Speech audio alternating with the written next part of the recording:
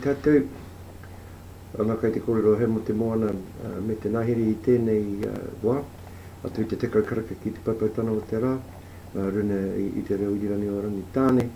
Ana ko tāku kei te hiko I tonu a hau, I te huarahi kōrero mō te huke, ana ko te puka nei Maori and Mining, ana ko tēnei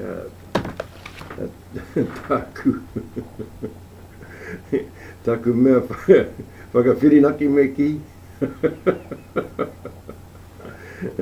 Ia hau e hiko e haere ana, ia hau e kōtiti ana I tēnei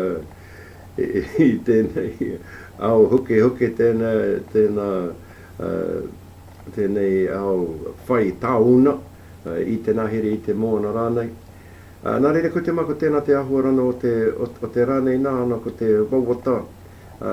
Kia pānui ai etahi o koutou I nā puka e whakatakotonia nei nā e au I muri o tēnei.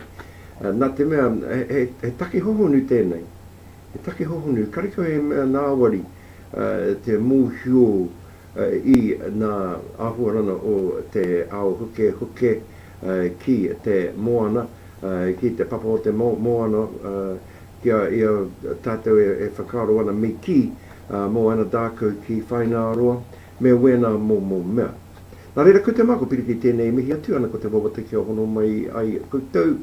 Hei te tekau karaka I tēnei rā. Maruna I te ipurani, www.kati irirani, kati net, I reira haere koe ki Kia Ora FM. Tēnā koutou.